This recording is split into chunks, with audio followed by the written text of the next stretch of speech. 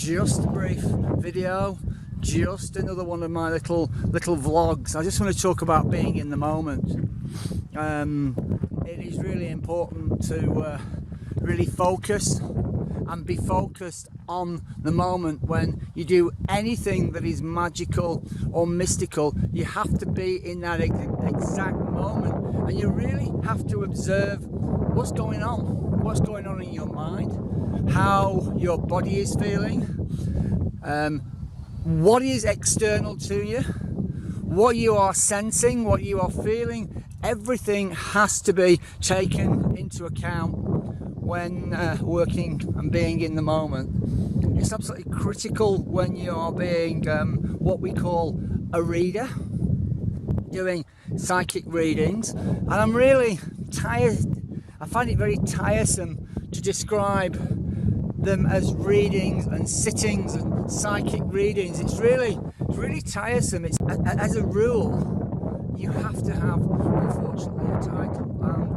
As we were talking about vibrations in an earlier video, once you put yourself as a psychic medium, or a psychic medium healer, or a holistic medium, or clairvoyant, whatever you put yourself, you become that vibration, unfortunately.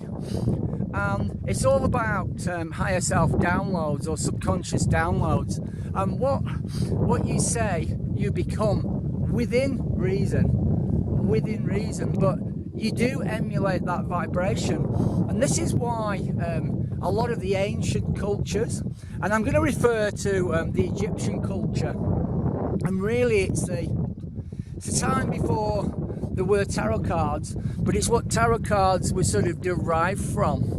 And the idea was that in the temples they had paintings, or they had depictions which were the great gods, the Horus, the Isis, the Osiris. They actually emulated, or they had pictures that were their gods, and people would become Isis, or would become Osiris, or Horus, or Nefertiti. They would actually become that being. Now, not literally, but what they would do, they would learn the basic life structure of one of those Egyptian gods, and they would live that life to experience being that god. So you'd walk the path of Isis, you would walk the path of Osiris, you would walk the path of Horus. And this is why I sort of laugh when you hear about past lives, and somebody says, oh, you were Horus, or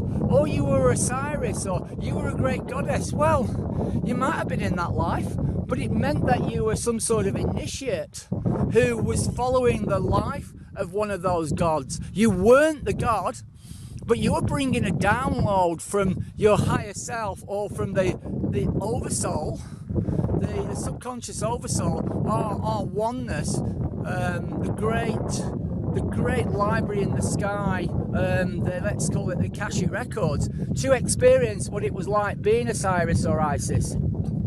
And it's really highlighting and illustrating the point that what you think, you become, my opinion. And you have to remember and realise that everything I'm saying on these videos is my opinion only. This is from my perspective, it's from my angle, it's from my experiences.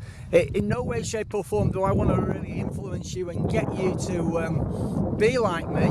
I don't want anybody to be like me. I'm unique.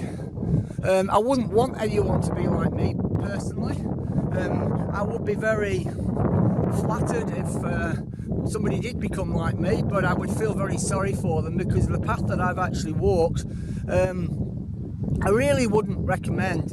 I mean, I suppose if I was to say what path I walked, I would be emulating a Nordic god. I would be walking the path of Odin, understanding Meme as well, understanding losing the one eye, or realising what the story of Meme as well is, understanding what Yggdrasil is, understanding what Ormagander is, really understanding what the runes are, going through all the self-sacrifice and all the suffering that Odin went through in his life.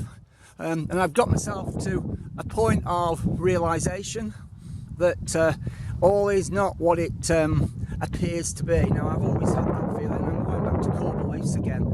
And it is really important to be in the moment and to be really observant. And one skill I recommend to everybody, and anybody who wishes to develop in this field, you need mindfulness, you need mind control, you need, let's just say, to control your mind and have the observant mind ability to be in the moment. Because I found when I do my sessions and I work with my clients that so much of my information is in the world around me. There's a lot of symbolism goes on in the room that you're in, and so much information is lost by people when they just concentrate on cards and they focus on what cards are saying, or they don't listen properly to what is being said in their minds. It's all about interpretation.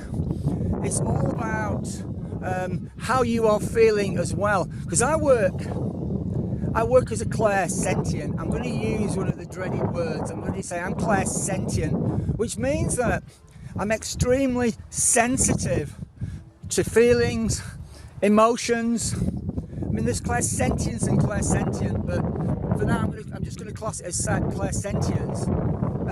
I actually get the aches, the pains, I get the feelings, I get the illnesses, I get the thoughts, the impressions, I get the last thoughts that somebody had before they died.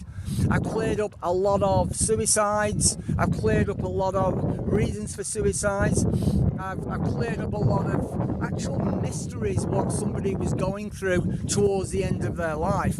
And what I've understood in all of this is that if I didn't observe my body before I did a reading and during a reading, there's no way I would get most of the information I get, because you've got to be aware of, again, core feelings prior to a reading. How are you feeling?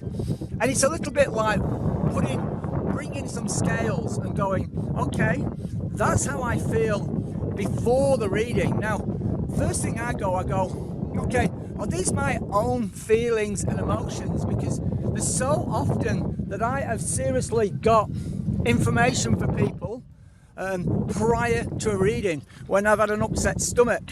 Sorry about that then. I've had an upset stomach, or I thought the pancreatitis was coming back on again, or I've had a blocked nose, or I've had a sickness. And I haven't gone, oh, I'm too ill to do a reading. I've observed what that illness is, and I've literally gone, and I'm just cleaning my lens, I've literally gone, this is for a client. And I put it to the back of my mind, what I call my answer machine. I go into a reading, and 9 times out of 10, that information is a client, loved one, associate, whoever, coming through from the other worlds, one of the ancestors to give information. So it is really vitally important that you live in the moment, be in the moment. And during a reading, carry on observing. Like that knee pain, is that my own knee pain? No, that's not my own knee pain. Right, whilst I've got that knee pain, do I feel a male? Do I feel a female? Okay, I'm feeling a female. I've got a female who's got a really bad knee here.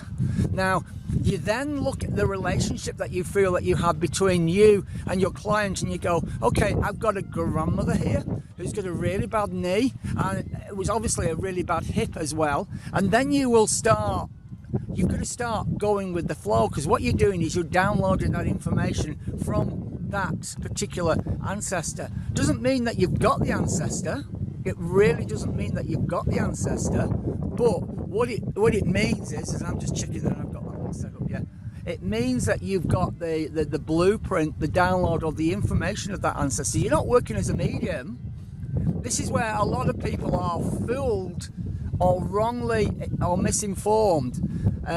When you make a connection like that, that is not mediumship. That is really not mediumship. When I say I've got somebody's grandmother here, she's got a really bad knee, and I've started feeling how that grandmother's feeling, and I know I'm on father's side, and I know she was bad-tempered, and I know she was tired, and I know that she had headaches, and and then suddenly it all starts flowing and you're starting getting a headache, and you then got a bad lower back, and you feel like you've got emphysema, and your lungs are filling up, and you're really feeling these things. That is not mediumship.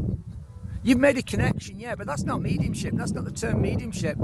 That's really just a download. The mediumship is when you suddenly get the grandmother, and in the back of your mind, you're holding a conversation, and you're going, okay, grandmother, tell me why are we making this connection today for such and such a body?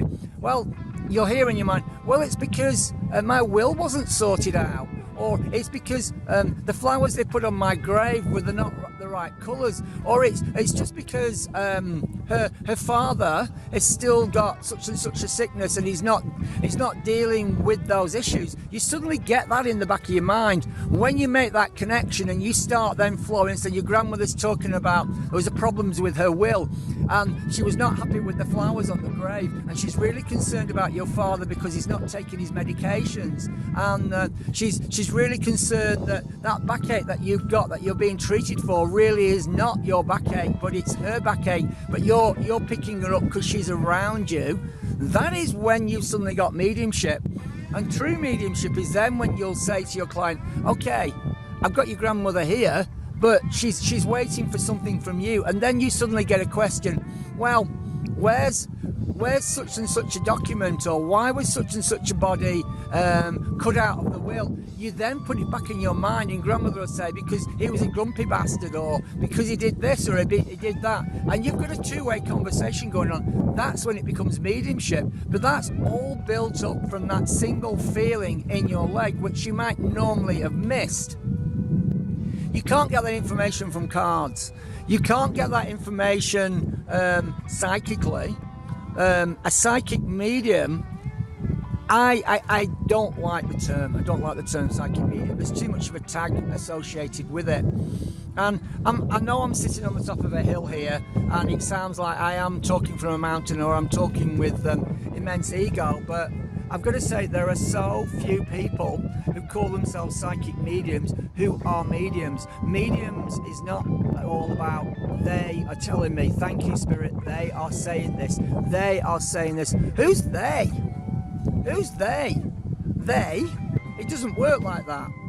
Spirit will not come to you and give you tiny snippets of information in people's lives which you are picking up psychically. It doesn't work like that. It does not work like that. Take it from me, who's had a lot of many years of experience, that it does not work like that. I have developed and fine-tuned my mediumship, and it's never ever happened like that. 9 times out of 10, those thoughts, those impressions, those feelings are figments of yourself. They are aspects of yourself. And until somebody realizes it's themselves talking to them, they will never ever develop in this field. They will go round and round and round in frigging circles, because they is not spirit. Spirit don't work like that. Spirit will only connect with you on an external link or on a direct link when they think that you are of a true service to them.